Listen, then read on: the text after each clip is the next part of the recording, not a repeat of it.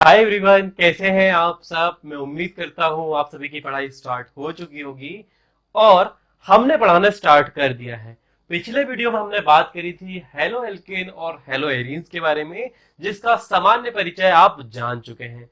आज के इस वीडियो में हम बात करेंगे कि हेलो एल्केन और हेलो एरीन का वर्गीकरण किस प्रकार से किया जा सकता है, कैसे आप आइडेंटिफाई कर सकते हो कि इस पर्टिकुलर उत्पाद का नाम क्या होगा, या फिर इसका सामान्य या फिर आईयूपीएसी नाम आप कैसे पढ़ेंगे, कैसे देख के पहचानेंगे कि ये हेलो एल्केन है, यह पॉली हेलो एल्केन है, या फिर यह पॉली हेलो एरीन है। तो चलिए समझते हैं। इससे समझने के पहले कुछ बेसिक सी चीजें जो आपने 11वीं में पढ़ी होगी उस पर बात कर लेते हैं। ठीक है, आप सभी को पता है कि एल्केन यानी कि हाइड्रोकार्बन। ठीक है, एल्केन यानी कि हाइड्रोकार्बन। और हाइड्रोकार्बन कितने प्रकार के होते हैं? तो हाइड्रोकार्बन 3 प्रकार के होते हैं बेसिकली। सबसे पहले यदि बात करें तो इस पर आता है संतृप्त, है ना। संरचनाओं के आधार पर बात करेंगे तो 2 प्रकार के होते हैं, एक खुली संरचना और एक बंद संरचना। परंतु बंद के आबाद बंद यानी कि जो यहां पर आपको देख रहे होंगे बंद, इनके आधार पर बात करें तो 3 प्रकार के: संतृप्त, असंतृप्त और अति संतृप्त। ठीक है, यह 3 प्रकार के होते हैं। सबसे पहले यदि संतृप्त की बात करें तो इसमें आते हैं एल्केन। अब एल्केन की खास बात यदि हम देखें तो यहां पर कार्बन और हाइड्रोजन के बीच जो है, या फिर कार्बन कार्बन के बीच जो है, यदि इसकी बड़ी संरचना हम बनाए, हम बेस से लेके चल रहे हैं इसलिए आपको थोड़ा सा ऐसा लगेगा कि सर धीमे पढ़ा रहे हैं, परंतु एक बार यदि पूरा देखोगे धीरे धीरे तो सब समझ में आएगा। तो यहां पर सभी जो श्रृंखलाएं आपको देखने को मिलेगी, चाहे वो कार्बन से हाइड्रोजन की हो, चाहे वो कार्बन से कार्बन की हो, यह कैसे होगी? यह सिग्मा बंध से आबंधित होगी, यानी कि सिंगल बॉन्ड सिग्मा बॉन्ड इनसे आबंधित होगी। ठीक है, ये जो है ये सारे कौन से बंध है? सिग्मा बंध से आबंधित होगी। परंतु जब हम असंतृप्त की बात करें तो यहां पर संरचनाएं परिवर्तित होगी। हम इसकी यदि बात करें तो इसकी संरचना होगी कार्बन डबल आबंध, फिर कार्बन, और यहां पर आपके जोड़े रहेंगे हाइड्रोजन। ठीक है, कार्बन की जो संयोजकता है वो कितने की है? +4 की है। तो देखो 1 2 3 4, 1 2 3 4। कार्बन हमेशा 4 आबंध बनाता है, ये बात आपको पता होनी चाहिए, और उसी हिसाब से आपको संरचनाएं भी समझनी है। तो यहां पर जो परिवर्तन हुआ, वह किस पे हुआ? वह हो गया आबंध में। इसी को देख के एक और संरचना बनती है जहां पर कार्बन कार्बन जो है वह ट्रिपल आबंध में जुड़ा होता है। तो ये वाली संरचना होती है किसकी? एल्कीन की। और ये वाली संरचना होती है एल्काइन की। ये सब 11वीं का है, परंतु सर आप ये क्यों पढ़ा रहे हो? क्योंकि इन्हीं के आधार पर हम हेलो एल्केन और हेलो एरीन का वर्गीकरण पढ़ेंगे या समझेंगे। अब जब बात करें अति संतृप्त की, तो अति संतृप्त में आती है कार्बन और हाइड्रोजन से मिलकर बनी बंध संरचनाएं। जिसमें हमें जो पढ़ना है वो है क्या? Benzene ring. इसमें हमें जो आज पढ़ना है वह है बेंजीन रिंग। अब आप सभी को पता है, पिछले वीडियो में आप सभी को पता है कि जब एल्केन से एक हाइड्रोजन परमाणु या एक से अधिक हाइड्रोजन परमाणु प्रतिस्थापित हो जाए हेलोजन के द्वारा, तो जो प्राप्त संरचना होती है वो काहे की होती है? वो संरचना होती है हेलो एल्केन की, है ना। ये सब हमें पता है। तो क्या परिवर्तन हुआ बेटा? यहां पर हाइड्रोजन चला गया और हेलोजन आ गया। सिमिलरली यदि हम यहां से हटा दें तो यहां पर से भी हाइड्रोजन चला गया, हेलोजन आ गया। यहां से भी यदि हाइड्रोजन हटा दें और हेलोजन जोड़ दें तो भी परिवर्तन हो जाएगा। किसमें? संरचना में। तो कुछ खास बातें जो हमें यहां पर देखने को मिली वो क्या? कार्बन से यहां सीधे हेलोजन जुड़ा है तो हमने इसे एल्किल हैलाइड बोल दिया, यानी कि हेलो एल्केन बोल दिया। परंतु इस वाली संरचना में इस कार्बन से इस वाले कार्बन से एक और एल्कीन समूह जुड़ गया। ठीक है, मतलब जिसे हम क्या बोलते हैं? आर समूह। ठीक है, उसी प्रकार से यहां पर कार्बन कार्बन पर सिंगल आवन था, परंतु यहाँ पर कार्बन कार्बन पर डबल आबंध है और क्या जुड़ गया, हेलोजन। तो यहाँ पर भी एक नाम, नया नाम आ जाएगा, ठीक है, जिसे कि आप बोलेंगे वाइनेलिक हैलाइड। और जब बेंजीन रिंग से हेलोजन जुड़ेगा तो हम उसे बोल देंगे एरिल हैलाइड। तो इस प्रकार से नामकरण या वर्गीकरण आता है। अब नाम या वर्गीकरण किस प्रकार से होगा, तो कुछ कॉमन बातें, आपका एल्किल हैलाइड रहेगा, या तो उससे आर समूह जुड़ जाए, ठीक है, या फिर जिस भी कार्बन से हेलोजन जुड़ा हो उस पर द्वि आबंध हो, यानी कि जब कार्बन कार्बन पर द्वि आबंध होता है, तो कौन सा संकरण होता है, sp2 संकरण होता है, यानी कि जिससे हेलोजन जुड़ा हो वह कार्बन कैसा हो, sp3 संकरित हो। यहां पर जिस कार्बन से हेलोजन जुड़ा है वह कैसा है, वह है sp3 संकरित, ठीक है। यहां पर हेलोजन कितने हैं, यहां पर ध्यान से देखोगे, यहां पर हेलोजन एक है, मान लीजिए एक और हेलोजन आ गया तो दो हो गए। तो कितनी सारी चीजें हैं जो इस श्रृंखला को वर्गीकृत कर सकती है, आज के इस वीडियो में हम यही सीखने वाले हैं, ठीक है। तो सबसे पहला पॉइंट जो आता है कि आपकी कार्बनिक श्रृंखला में या आपके यौगिक में कितने हेलोजन परमाणु जुड़े हुए हैं। तो यहां पर एक जुड़ा है, फिर यहां पर भी एक और जुड़ा है, यहां पर एक जुड़ा है।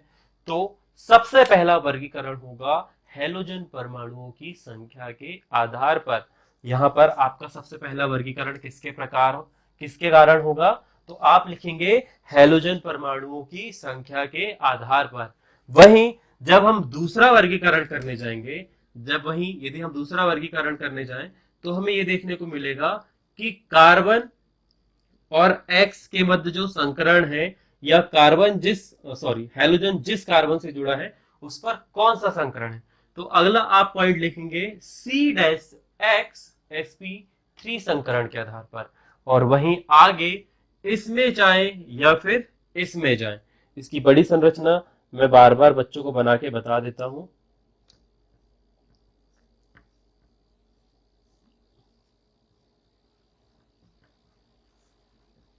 ये देखो, ये व्यंजन रिंग की संरचना है, यहां पर मैंने यहां पर हेलोजन जोड़ी। तो देखो ये और ये सिमिलर है, यहां पर कार्बन द्वि आबंधित कार्बन से सीधे हेलोजन जुड़ा है, यहां पर भी द्वि आबंधित कार्बन से सीधे जुड़ा हुआ, परंतु अंतर क्या है, वहां पर कार्बन जो है बंद श्रृंखला के साथ जुड़ा है, यहाँ खुली संरचना के साथ जुड़ा है। ये एलिफेटिक श्रृंखला है, ये एरोमेटिक श्रृंखला है, तो इसके आधार पर भी वर्गीकरण किया जाता है। तो स्टार्ट करते हैं एक एक पॉइंट, आप मेरे साथ साथ। ये तो सिर्फ आपको समझाने के लिए बेसिक्स था, अब स्टार्ट होती है थ्योरी। तो सबसे पहला पॉइंट जो हमें समझना है, उस पे आप हेडिंग डालेंगे हेलोजन परमाणु की संख्या के आधार पर। ध्यान रहे ये जो हम आज पढ़ रहे हैं ये आयुपेसी नामकरण, संरचना एवं काफी सारे न्यूमेरिकल नहीं यार, ऑर्गेनिक केमिस्ट्री है, काफी सारे थ्योरेटिकल प्रश्न बनेंगे, जैसे कि एलिलिक हैलाइड और बाइनेलिक हैलाइड में अंतर बताइए, या फिर इसमें क्या समानता हो सकती है ये बताइए, ठीक है। तो हम ये समझते हैं समानता किसकी होती है, कार्बन और हाइड्रोजन की। तो सबसे पहला पॉइंट आपको जो आज लिखना है वो लिखना है हेलोजन परमाणु की संख्या के आधार पर, ठीक है। अब हम ये देखेंगे कि जो कार्बनिक श्रृंखला है, जो हाइड्रोकार्बन श्रृंखला है, उस श्रृंखला में कितने हेलोजन परमाणु जुड़े हुए हैं, ठीक है। तो अभी आप थ्योरी भी लिखना स्टार्ट कर सकते हैं। तो सबसे पहले मान लीजिए हमारी एक श्रृंखला है जिसका नाम है CH3Cl। चलो मैं यहां पर X कर देता हूं, किसी को अच्छा ना लगे। दूसरा आप ऐसे भी लिख सकते हैं CH2, यहां दोनों जगह पर एक एक हेलोजन जुड़ा हो, या फिर ये संरचना ऐसी भी हो सकती है CH2CH, यहां पर हेलोजन, यहां पर भी हेलोजन, या फिर यहां पर भी हेलोजन। या फिर ये भी हो सकता है बेटा, ये जो है यहां पर सभी जगह, यहां पर भी हाइड्रोजन, यहां पर भी हाइड्रोजन, यहां पर एक्स और यहां पर भी एक्स। तो इस प्रकार से संरचनाएं भी होती है। तो जब आप सभी को पता है, आपने पहले से बहुत अच्छा पढ़ा है कि जब कोई भी तत्व किसी श्रृंखला से एक जुड़ा हो तो हम उसे क्या बोलते हैं? एक के लिए विज्ञान में कौन सा शब्द प्रयोग होता है? मोनो। तो आप इसे बोलेंगे मोनो हेलो एल्केन। अब प्रश्न आएगा आपको, आपको रिएक्शन दी रही होगी और आपको बोलेगा कि निम्न उत्पाद को, निम्न अभिकारकों की अभिक्रिया कराइए और इसे मोनो हेलो एल्केन उत्पाद में परिवर्तित करिए। आपको मेरी बात में यकीन ना हो तो लास्ट ईयर का प्री बोर्ड एग्जाम पेपर उठाइए, वहां पर आपको प्रॉपरली ऐसे दिया हुआ है। ठीक है, मैंने सॉल्यूशन भी कराया है इसके वीडियो का, तो आप देख सकते हैं, मैं उसे जरूर अटैच कर दूंगा। ठीक है, रही बात क्वेश्चन पेपर की कहां से मिलेंगे, तो हमसे ही मिल जाएंगे, आपको कांटेक्ट करना पड़ेगा व्हाट्सएप नंबर पे। यदि इसकी बात करें तो ये क्या है बेटा, यहाँ हेलोजन कितने हो गए? एक और एक, दो। तो ये यहाँ पर हो जाएगा डाई हेलो एल्केन। ठीक है, उसी प्रकार से ये भी किसका उदाहरण है? ये भी डाई हेलो एल्केन का उदाहरण है। और ये किसका उदाहरण है? तो इसके लिए आप लिख सकते हैं ट्राई हेलो एल्केन। ये सब आपको पता होना चाहिए। अब इन सभी का हम एक एक उदाहरण देखते हैं। अब एक्स की जगह पर क्या होगा? एक्स की जगह पे सर कुछ भी हो सकता है। कुछ भी में क्या हो सकता है? तो इसकी जगह पर फ्लोरीन हो सकता है, इसकी जगह पर क्लोरीन हो सकता है, इसकी जगह पर Br हो सकता है, या इसकी जगह पर आयोडीन हो सकता है।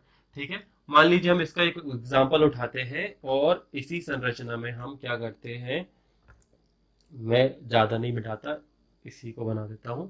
यहां पर हमने कर दिया Cl। ठीक है, तो ये किसका उदाहरण है? ये उदाहरण है mono alkyl halide, mono halo alkene या मोनो एल्किल हैलाइड का उदाहरण है। यही डाई एल्किल हैलाइड का है, ट्राई एल्किल हैलाइड का। इस सभी को छोड़कर, ये वाले सभी को छोड़कर आप इनके लिए एक शब्द प्रयोग कर सकते हैं।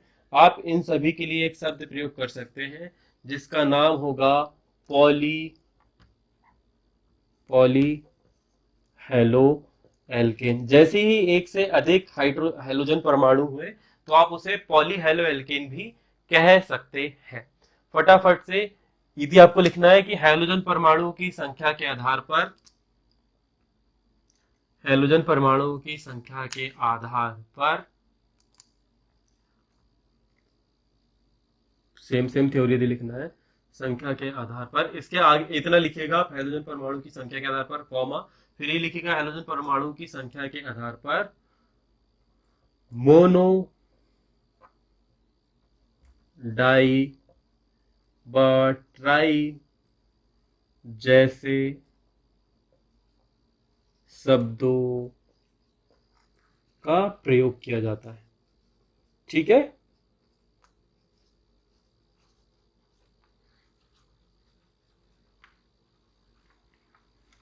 उदाहरण आपके सामने है, ये वाला, और एक हमने पहले बनाया था। ठीक है, अब ये तो था बहुत ही आसान, ये था लेवल 1। अब आ रहे हैं हम धीरे धीरे लेवल 2 पे, कि हेलोजन परमाणु एक हो दो हो इससे कोई फर्क नहीं पड़ता, हमें ये देखना है कि जिस कार्बन से हेलोजन परमाणु जुड़ा है वह अगले कार्बन से कैसा जुड़ा है, sp2 संकरण से जुड़ा है या sp3 संकरण से जुड़ा है। तो सबसे पहले हमारा जो टॉपिक होगा वो होगा sp3 संकरित, है ना। sp2 का छोटा सा है, ज्यादा बड़ा नहीं है, तो हम सबसे पहले पढ़ेंगे sp3 संकरित। तो अब यहां पर आप लिखेंगे दूसरा पॉइंट जो कि होगा आपका C-X sp3 संकरण के आधार पर। sp संकरण का मैंने बता दिया कि जब कार्बन कार्बन और हाइड्रोजन सभी पर कैसा बंध हो? सिंगल बंध हो, तो वहां पर कौन सा संकरण पाया जाता है? sp3 संकरण। अभी हमने थोड़ी देर पहले पढ़ा है। कुछ बच्चों को संकरण से लेके बड़े ही डाउट होते हैं कि सर संकरण क्या होता है। जब किसी संरचना में सारे सिंगल आबंध हो तो आप उसे sp3 संकरित कंसीडर कर सकते हैं। नाउ अब हम आगे बढ़ते हैं। मान लीजिए क्या हो, ये आपका एल्किल हैलाइड है, ठीक है, CH3X, ठीक है, आपने इसे क्या बोला, एल्किल हैलाइड,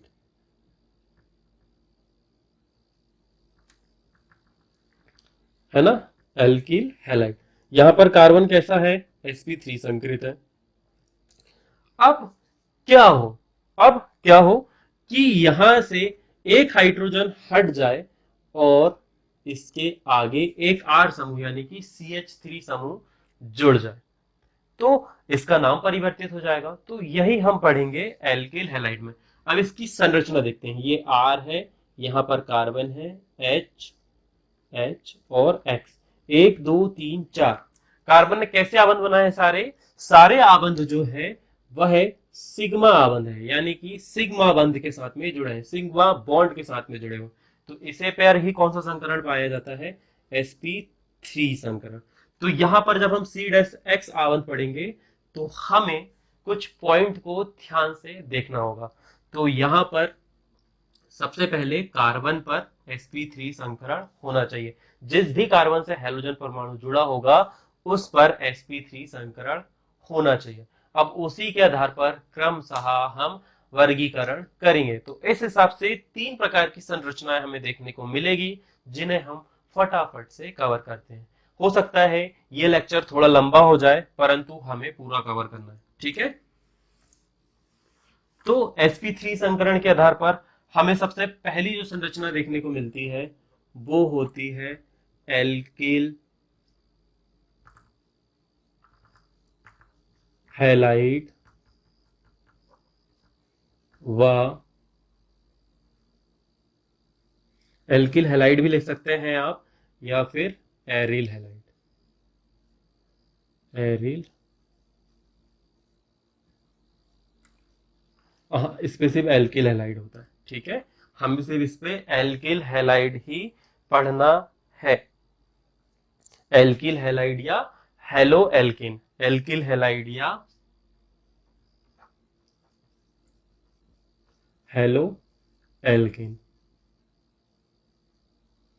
ठीक है। अब दूसरी जो संरचना हमें पढ़नी है वो हमें पढ़नी है एलिलिक हैलाइड। अब एलिलिक हैलाइड क्या होता है वो हम आगे समझेंगे, एलिलिक हैलाइड। फिर तीसरा हम पढ़ेंगे इस पर वेंजिलिक, वेंजिलिक हैलाइड। डोंट वरी, हम सभी की डेफिनेशन भी लिखेंगे। तो फटाफट से सबसे पहले ये लिखो और उसके नीचे एक के नीचे एक ये लिखते चले जाओ, ताकि मैं आपको आगे का पढ़ाना स्टार्ट करूं। तो अब जो हमारा सबसे पहला पॉइंट है हम उसे समझते हैं कि एल्किल हैलाइड का मतलब क्या, एल्किल हैलाइड यानी क्या।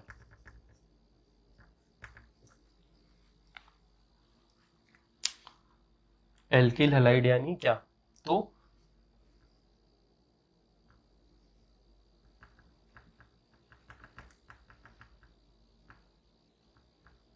सामान्यतः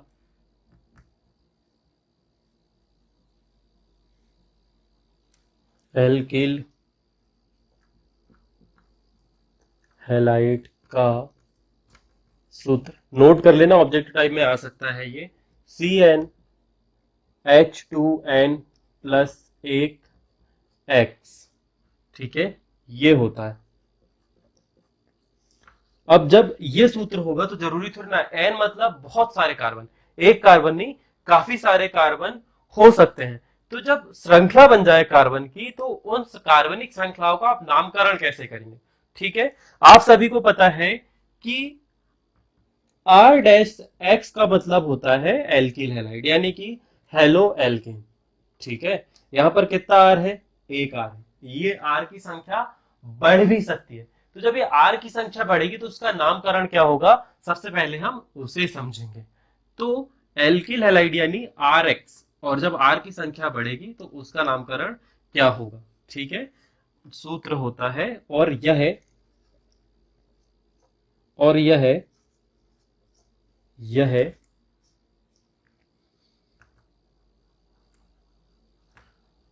बहुत सी सजातीय श्रृंखला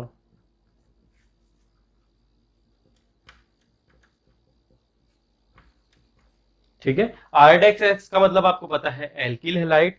तो आप आरडेक्स एक्स का सूत्र आप क्या होता है CH3X। ठीक है।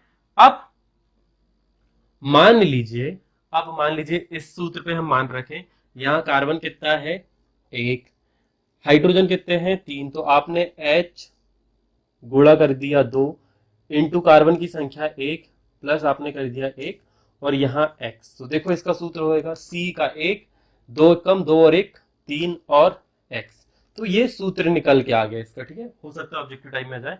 तो इस सूत्र में यदि यदि यहां पर क्या हो CH2 हो और X हो और इससे एक R समूह जुड़ा हो, इसे हमने एल्किल हैलाइड बोला था। यहां पर एक एल्किल समूह और जुड़ गया। यहां पर क्या हो कि CH हो, यहां पर एक R हो, ऊपर की तरफ एक R हो और यहां पर X हो। यहां पर कितने R समूह हो गए, दो R समूह हो गए। इसी प्रकार से यदि आप बोले कि सर यहां पर पूरे हाइड्रोजन प्रतिस्थापित हो जाए और आर समूह हो और एक्स हो, तो इसे क्या बोलेंगे, यहां पर कितने आर समूह है, तीन आर समूह। तो इसको हमने एल्किल हैलाइड बोला था। यहां पर एक आर समूह है, यहां पर एक आर समूह है, तो इसे बोला जाता है प्राथमिक एल्किल हैलाइड। इसे क्या बोलेंगे हम, प्राथमिक एल्किल हैलाइड। इसे बोलेंगे हम सिमिलर, सिर्फ एक वर्ड चेंज करना है, वो क्या है, प्राथमिक की जगह आप क्या कर देंगे द्वितीयक एल्किल हैलाइड। और यहां पर आप ये बोल सकते हैं कि ये जो है आपका क्या है, तृतीयक एल्किल हैलाइड है। यहां पर निर्भरता किस पर हो रही है, यहां पर निर्भरता हो रही है कार्बन की श्रृंखला पर। कार्बन की संख्या में वृद्धि हो रही है। आर का मतलब CH3 या फिर बहुत सारी कार्बन श्रृंखला हो सकती है, जिसे हम डिफाइन करते हैं किससे, आर से। फटाफट से इसे नोट करो। यहां पर आप लिख सकते हैं समानता एल्किल हैलाइड का सूत्र CnH2n+1x होता है और यह बहुत सी सजातीय श्रृंखला में होता है। ठीक है। जब इसके आगे का भी लिखवा देते हैं, इसके आगे का भी लिखवा देते हैं। जब एल्किल हैलाइड में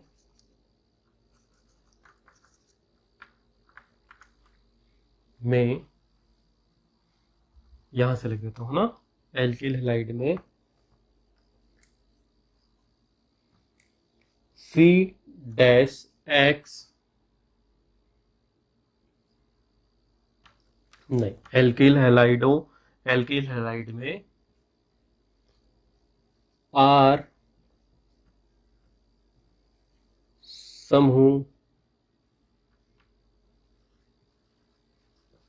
क्रमशः एक दो तीन या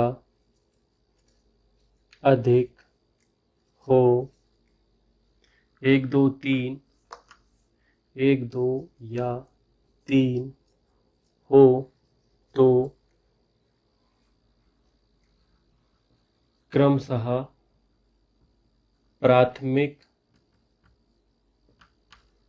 द्वितीयक एवं तृतीयक एल्किल हैलाइड लिखा लिखा जाता है या कहते हैं। ठीक है, बोथ आर सिमिलर। फटाफट से इसे नोट करो, देन हम आगे बढ़ते हैं कि आगे हमें क्या पढ़ना है। एक आर समूह के लिए प्राथमिक एल्किल हैलाइड, दो आर समूह के लिए द्वितीयक एल्किल हैलाइड और तीन आर समूह के लिए तृतीयक एल्किल हैलाइड शब्दों का प्रयोग करते हैं। हमने क्या किया, हर जगह से हाइड्रोजन परमाणु हटा दिया। तो ये था किसके आधार पर, एलिफैटिक संरचनाओं में ये लागू होता है। ठीक है। तो आपने पहला वाला पॉइंट कवर कर लिया। नॉर्मली एल्किल हैलाइड में यानी कि R डैश X में, और जब R समूह बढ़ते चले जाते हैं तो जब दो R समूह हो जाए तो आप उसे बोलेंगे प्राथमिक एल्किल हैलाइड। नॉर्मली इसे भी R ही बोला जाता है। जब तीन R हो जाए, मान लो यहाँ पर भी CH3 है, इसे भी एक R कंसीडर कर सकते हैं आप, CH R, तीन R हो गए, एक X तो द्वितीयक, यहाँ पर चार R हो गए टोटल मिला के, मतलब एक कार्बन और तीन R समूह, टोटल चार कार्बन श्रृंखला, तो आप उसे बोलेंगे तृतीयक एल्किल हैलाइड।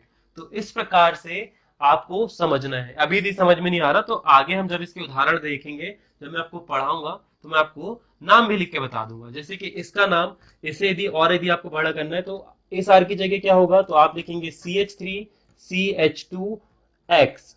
तो ये क्या होगा, मान लीजिए X की जगह पर हमने लिख दिया क्लोरीन, ठीक है। तो ये क्या है, ये एक तरह का प्राथमिक एल्केनाइड है। अब इसका नाम क्या होगा, तो ये है मेथेन और एथेन। तो आप क्या बोलेंगे, इससे बोलेंगे क्लोरोएथेन या फिर एथिल क्लोराइड। सामान्य नाम की बात आएगी तो एथिल क्लोराइड, और आईपीसी नाम की बात आएगी तो क्लोरोएथेन। वहीं यदि इसकी बात करें, इसकी बात यदि करें, मैं अब बता ही दूं आपको, यदि यहाँ पर Cl है, यहाँ पर CH3 है, यहाँ पर भी CH3 है, तो ये आपका एक दो तीन, तीन से क्या बनता है, प्रोब बनता है, ठीक है। परंतु कार्बन से एक ब्रांच निकली हुई है, क्या निकली हुई है, कार्बन से ब्रांच, तो यहाँ पर नाम चेंज होगा। जब एक ब्रांच निकली हो तो उसे बोलते हैं आइसो ब्रांच, ठीक है। तो इसे पढ़ा भी वैसे जाता है, तो आप इसके लिए बोलेंगे आइसोप्रोपिल क्लोराइड, या फिर आपको ये लिखना पड़ेगा एक क्लोरो एक मैथिल एथेन, ठीक है, एक क्लोरो एक मैथिल एथेन। तो इस प्रकार से इसका नाम होता है। इसका हम आगे पढ़ेंगे क्योंकि वीडियो हो जाएगा लंबा। नाउ आगे बढ़ते हैं। क्या कहते हो, आज पूरा ही कवर करवा दें, इसे पूरा ही पढ़ते हैं ना, वीडियो की चिंता नहीं करते कितने लंबा होगा, मेरे को एडिट में थोड़ी दिक्कत होगी, पर एक ही बार में खत्म करते हैं ताकि आप एक ही बार देखो और बिल्कुल खुलासा वर्गीकरण एक ही वीडियो में समाप्त करते हैं, है ना। एक आध ही छूटेगा, आयुपीसी नामकरण वाले वीडियो में हम अलग से कवर करें। तो ये हो गया नाम का, सॉरी, वर्गीकरण तो आज एक ही वीडियो में कंप्लीट करेंगे बेटा, चाहे कुछ हो जाए, एक ही वीडियो में हमें कंप्लीट करना है। एक घंटे डेढ़ घंटे कितने लंबे जा रहे हैं lecture, I don't know. Now अब बात करते हैं एलिलिक हैलाइड, ठीक है।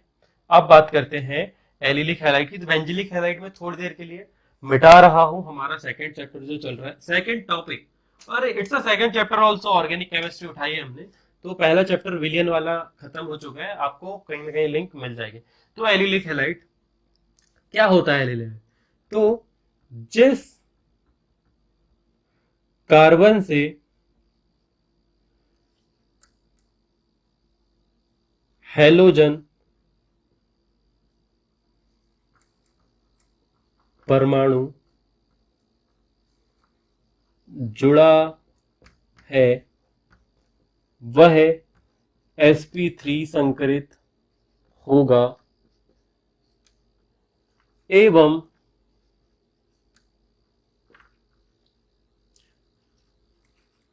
उस कार्बन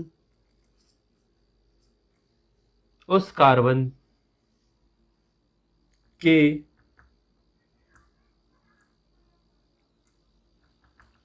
अगले, ठीक है, उस कार्बन के अगले कार्बन पर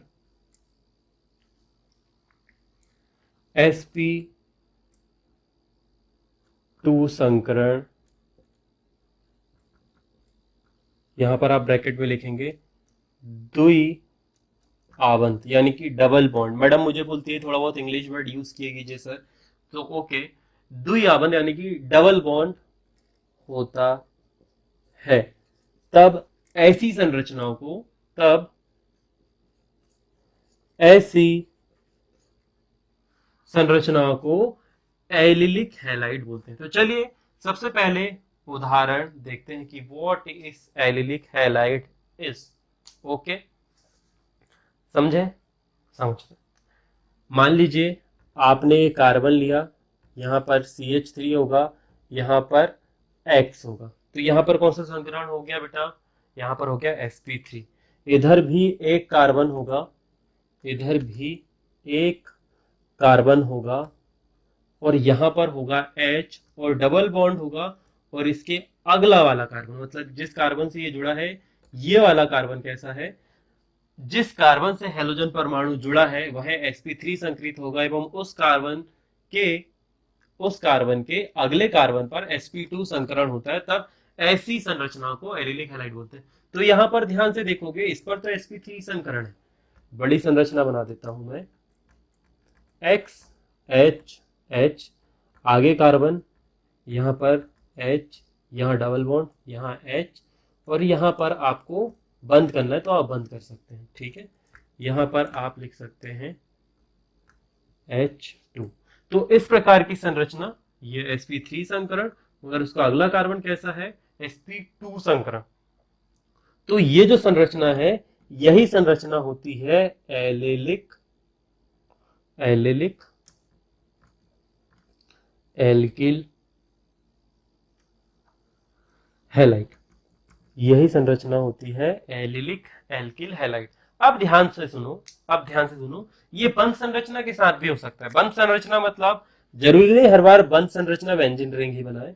यहां पर हमारा तात्पर्य ये है कि ये इन सभी जगह पर ध्यान रहे, मैंने एक बार प्रश्न डाला था कि साइक्लोहेक्सेन की संरचना है, ये साइक्लोहेक्सेन की, तो यहां पर जो कार्बन है ना, ये वाले जो कार्बन है, यहां पर हेलोजन जुड़ा हो, तो ये संरचना भी किसकी होगी, ये संरचना भी होगी एलेलिक हैलाइड की, ठीक है। बड़ी संरचना बना देता हूं, ध्यान से देखना, ये कार्बन है, ये कार्बन है, यहाँ अगला कार्बन है, एक और कार्बन है, टोटल 6 कार्बन है। ये बेंजीन रिंग की संरचना नहीं है।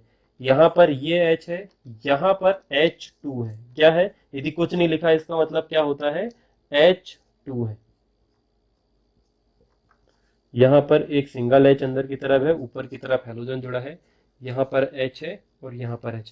तो ध्यान से देखोगे यहाँ 1 2 3 और 4, यहाँ पर कितने आबंध बन चुके हैं, 4, तो यहाँ पर 4 आबंध है, मगर उसका अगला कार्बन यहाँ पर 1 2 3 4, 4 आबंध तो है, मगर कौन सा संकरण है, sp2 संकरण। तो इस वजह से ये वाली संरचना जो कि साइक्लोहेक्सेन की संरचना है, इसे आप क्या बोलेंगे, एलिलिक हैलाइड। ध्यान रहे ये बेंजीन रिंग की संरचना नहीं है, ठीक है। तो इस प्रकार से आप इसे भी लिख सकते हैं कि जिस कार्बन से हेलोजन परमाणु जुड़ा होगा वह sp3 संकरित होगा, एवं उस कार्बन के अगले कार्बन के लिए आप बोल सकते हैं उस कार्बन का निकटवर्ती कार्बन, ये जो है इसका निकटवर्ती कार्बन है, जिस पर sp2 संकरण यानी कि द्विआबंध होगा, तो ऐसी संरचनाओं को बोलते हैं एलिलिक हैलाइड। और उसका उदाहरण ये रहा, ये इसका एग्जाम्पल है, आप चाहो तो नोट कर सकते हो। आईयूपीएसी नामकरण पे मैं अभी एक बूंद भी आपको नहीं बताऊंगा, क्योंकि यदि मैंने अभी से बताना शुरू कर दिया, सॉरी फॉर माय फंबल, तो आपको होगा कंफ्यूजन। तो दोनों संरचना बनाएंगे, फर्स्टली ये वाली बड़ी संरचना बनानी है तो बनाओ, क्योंकि यही आपको बाद में हेल्प करेगी फैक्ट चेक के लिए, ठीक। ये वाली संरचना और ये वाली संरचना दोनों, ये दोनों एलिलिक हैलाइड की संरचना है। ये मेरा पॉइंट हो गया क्लियर। अब बढ़ते हैं हम आगे, चलिए जी, हमारा अगला टॉपिक है बेंजिलिक हैलाइड, ठीक है। परंतु आपको एक बात ध्यान होनी चाहिए कि क्या बेंजीन के साथ में अभी आपके मन में आ रहा होगा कि सर बेंजीन का हैलाइड का मतलब ये होगा कि बेंजीन रिंग होगा और बेंजीन रिंग से हेलोजन जुड़ा होगा, है ना। यदि ऐसा आपके दिमाग में आया तो आप गलत हो, क्योंकि यहां पर जो कार्बन है उस पर कौन सा संकरण है बेटा, sp2। क्योंकि यहां ध्यान से देखोगे, यहां पर ध्यान से देखोगे तो बेंजीन रिंग के कार्बन पर कौन सा संकरण होता है, तो sp2 संकरण होता है। तो ये हो गया गलत। हम क्या पढ़ रहे हैं, हम पढ़ रहे हैं C-X sp3 संकरण के आधार पर बेंजीन रिंग तो होगा, मगर बेंजीन रिंग में जिस भी कार्बन से हेलोजन परमाणु जुड़ा होगा वह कैसा होगा, sp3 संकरित होगा। तो इसे ही हमें समझना है। तो यहां पर आप लिखेंगे जिस कार्बन, ये कॉमन है, जिस कार्बन से हेलोजन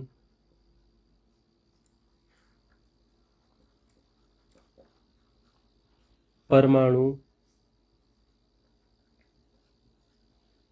जुड़ा होता है वह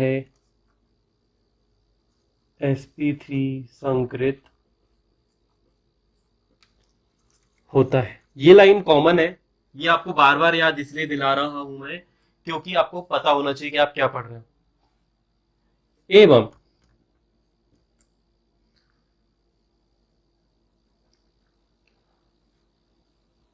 उसी कार्बन से बेंजीन भी आबंधित, आबंधित का मतलब होता है जुड़ा, आबंधित होता है, तब यह संरचना बनती है ना, यह संरचना बनती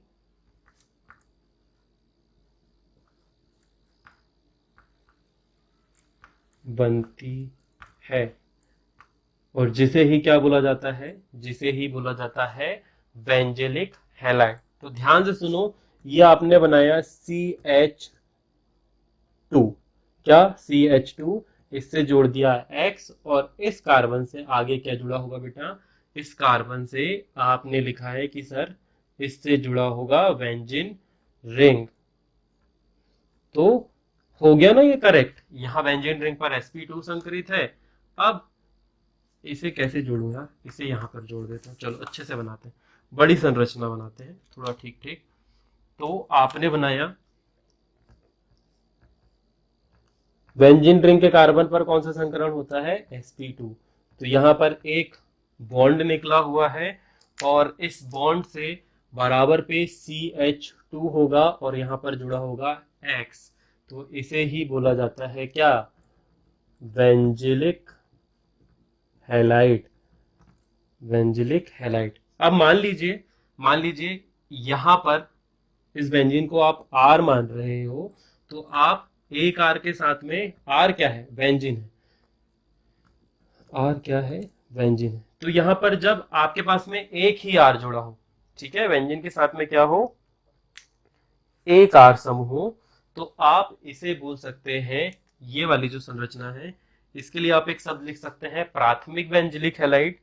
और मान लीजिए जब कुछ इस प्रकार की संरचना हो, जब इस प्रकार की संरचना हो कि यहाँ पर कार्बन हो, एक ही H हो, और ऊपर की तरफ एक R समूह हो और यहाँ पर X हो, तो आप इसके लिए लिख सकते हैं द्वितीयक बेंजिलिक हैलाइड।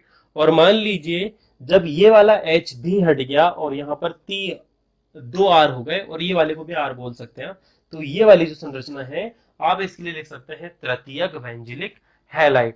इस प्रकार से आपको तीनों का नाम लिखना है। इसके लिए आप लिखेंगे बेंजिलिक हैलाइड तो है ही, पर आप एक और नाम लिख सकते हैं प्राथमिक बेंजिलिक हैलाइड, और यहाँ पर दो R होगा इसलिए आप लिख सकते हैं द्वितीयक बेंजिलिक हैलाइड। आगे जब, और सॉरी, ये होगा प्राथमिक, जब दो R हो जाएंगे तो द्वितीय, गलत हो रहा है, सुनो सुनो सुनो सुनो, कंफ्यूजन हो गई। जब यहां पर ये वाला प्राथमिक है, जब यहां पर, हाँ, यहां पर दो आर हो जाए, जैसे कि एक ये और एक ये, तो द्वितीयक हैलाइड। जब प्रॉपरली तीन आर हो जाए, आप इसे भी आर मान सकते हैं, नॉर्मली ये आर होता है, जब इसे तीन आर हो जाए तो आप इसे बोल सकते हैं तृतीयक बेंजिलिक हैलाइड। ठीक है, देखो एक आर के चक्कर में कितना कंफ्यूजन हो सकता है, तो ये आपको भी होगा।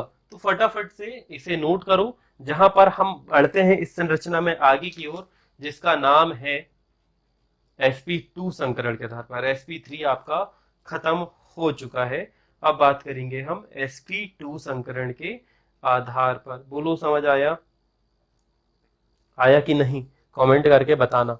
व्यंजन रिंग में कौन सा संकरण होता है, ये हो गया द्वितीयक, यदि यहाँ पर एक और आर हो जाए तो हो जाएगा तृतीयक। ठीक है, अब हम मिटा रहे हैं और आगे बढ़ते हैं, ये होगा पूरा खत्म।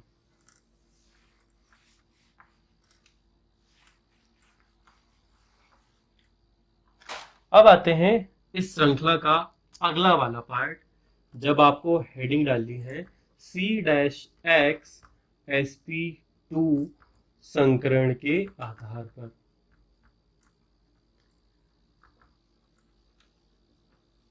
है ना। अब कैसी संरचना होगी, बहुत ही सिंपल, कि जिस भी कार्बन से हेलोजन परमाणु जुड़ा होगा वह कैसा होगा, sp2 संकरित होगा। तो इस हिसाब से दो प्रकार की संरचनाएं हमें देखने को मिलेगी। इस प्रकार से हमें दो प्रकार की संरचनाएं देखने को मिलेगी। फर्स्ट, जिसका नाम होता है वाइनेलिक हैलाइड,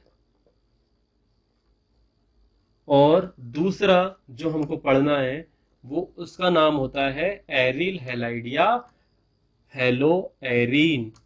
हेलो एरीन का नाम क्या होता है, एरिल हैलाइड। याद रहेगा, पूछ लूंगा मैं, क्विज डाल दूं तो आपको पता होना चाहिए। ठीक है, आज ही क्विज पे डालूंगा।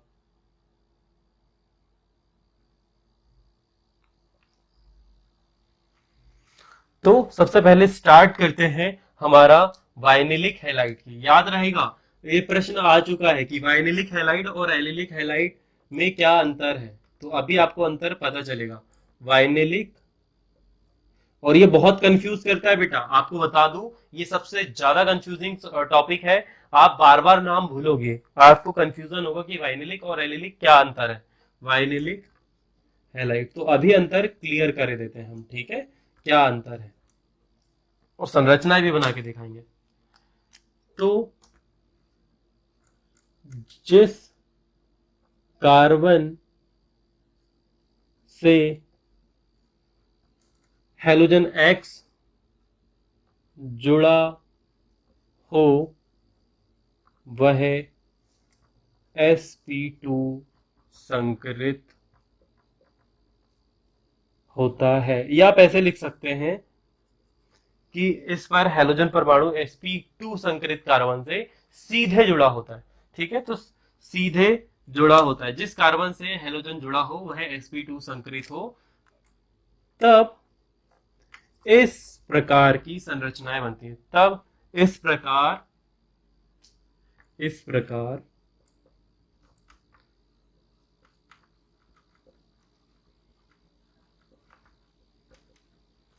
इस प्रकार की संरचनाएं बनती है, इस प्रकार की संरचनाएं बनती है, जिन्हें ही वाइनिलिक हैलाइड बोलते हैं। अब sp2 संकरित मतलब क्या बेटा, तो कार्बन कार्बन द्वि आबंध से जुड़ा हो, यहाँ पर हाइड्रोजन जुड़े हो इस प्रकार से, और एक हाइड्रोजन हट जाए उसकी जगह हेलोजन जुड़ जाए, और इस प्रकार की संरचना। तो कहने का तात्पर्य, इसका सूत्र यदि आप लिख सकते हैं तो CH2CHX, दैट इज वाइनेलिक हैलाइड। इसकी बंध संरचना भी होती है, जैसे कि साइक्लोहेक्सीन में भी पाई जा सकती है, ये साइक्लोहेक्सीन में भी बनता है। यहाँ पे हमने फर्स्ट टाइम पे यहाँ पर जोड़ा था किसके लिए, एलिलिक हैलाइड के लिए, परंतु वाइनिलिक हैलाइड में जहां पर sp2 संकरण होगा वहीं पर हेलोजन जुड़ा होगा। तो यह भी वाइनिलिक हैलाइड का उदाहरण है, बोर्ड हिलने लगा, और ये वाइनिलिक हैलाइड का उदाहरण। ध्यान रहे, ये खुली संरचना है, ये सिर्फ बंद संरचना है, पर उदाहरण दोनों ही वाइनिलिक हैलाइड के। इनके नाम क्रमशः हम आईयूपीएसी नाम कवर करेंगे तब पढ़ेंगे। Now in the last in this list, और दैट इज एरिल हैलाइड, जिसे ही हेलो एरीन बोला जाता है, वह किसके अंतर्गत आता है, सी डैश एक्स sp2 संकरित आबंधों के कारण, और जिसे ही बोला जाता है एरिल हैलाइड। चलो नोट करते हैं, यहां पर जो एक्स हमने लिखा है वह ब्लैक कलर का है। ठीक है, इस प्रकार से आप नोट कर सकते हैं। नोट करने के लिए पॉज करना होगा वीडियो, मेरा मुंह बंद करना होगा, और आप फटाफट से नोट कर सकते हैं। ठीक है, अब दूसरी हेडिंग आपको डालनी है जो कि है एरिल हैलाइड। इन संरचना, इसका अलग लिखूंगा मैंने, इसका विपरीत लिखूंगा, इन संरचनाओं में हैलोजन सीधे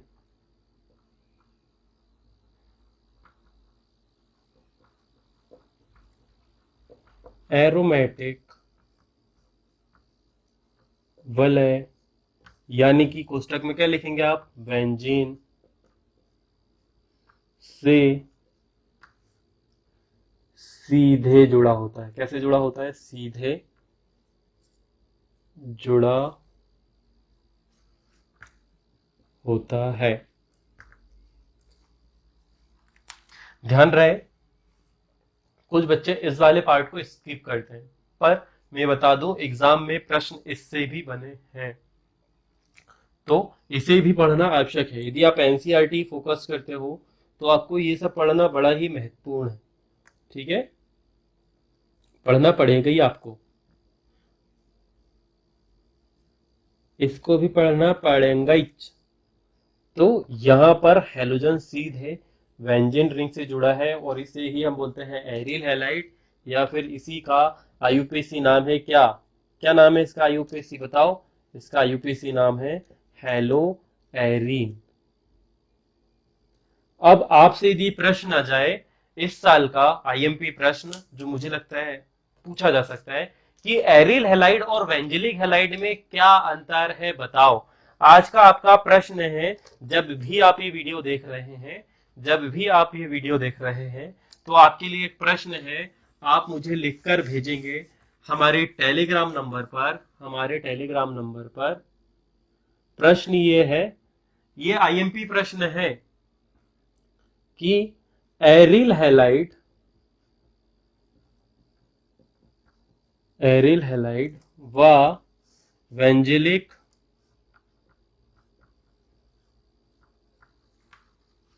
हैलाइड में क्या अंतर है?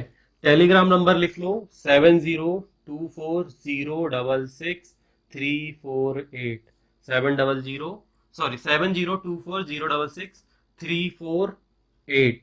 यह हमारा टेलीग्राम नंबर है, सरल एकेडमी का लोगो है। इस पर इस प्रश्न का अंतर भेजना है। देखते हैं कितने लोग भेजते हैं। जो भी भेजेगा और जब भी भेजेगा उसे इंस्टाग्राम पर शाउट आउट या फिर हमारे नेक्स्ट वीडियो में जरूर शाउट आउट दिया जाएगा। ठीक है, इस प्रकार से आपको, और ये प्रश्न आईएमपी है, ये प्रश्न मेरे हिसाब से आईएमपी, क्योंकि इस साल के एग्जाम में, मतलब प्री बोर्ड एग्जाम में आ चुका था कि वाइनिलिक हैलाइड और एलिलिक हैलाइड में क्या अंतर है, लिख के बताओ। ठीक है, और प्रश्न बने हुए मेरे पास में एग्जाम पेपर में, जब देखूंगा एक बार और, तो शायद उसमें ये प्रश्न है। तो ये वाला छूट गया है क्योंकि एरिल हैलाइड और वेंजेलिक हैलाइड सिमिलरली थोड़े बहुत समानता रखते हैं। ठीक है, तो ये आपको मालूम होना चाहिए। इसके साथ ही इस वीडियो को यही समाप्त करते हैं। अगले वाले वीडियो में हम ऑर्गेनिक केमिस्ट्री का पहला वाले पार्ट का अंतर्गत जो चीजें थी, क्या इसमें हमने संरचना और वर्गीकरण पढ़ लिया, अगले बारे में हम सामान्य नामकरण और समाव्यवता, समाव्यवता एंड में पढ़ेंगे। सिर्फ सामान्य नामकरण और आईयूपीएसी नामकरण देखेंगे, जो कि बहुत इंपॉर्टेंट है, उससे भी बनते हैं। फिर आएगा विरचन वाला पार्ट, फिर रासायनिक अभिक्रिया, भौतिक गुण, और फिर पॉली हेलोजन यौगिक। तो ऑब्वियस सी बात है, यदि मैंने लंबे वीडियोस बनाए तो ऑलमोस्ट 11 से 12 लेक्चर में ये चैप्टर खत्म हो जाएगा। ठीक है, परंतु हम धीरे धीरे समझते हुए चलेंगे, है ना बच्चों? तभी आपको, बच्चे जो भी इस वीडियो को देखें, जरूरी नहीं बच्चे ही देखें, और भी बहुत सारे लोग देखते हैं। ठीक है, इसी उम्मीद के साथ में जल्दी मुलाकात होगी हमारी। तब तक के लिए अपना ध्यान रखिए, स्वस्थ रहिए। राधे राधे।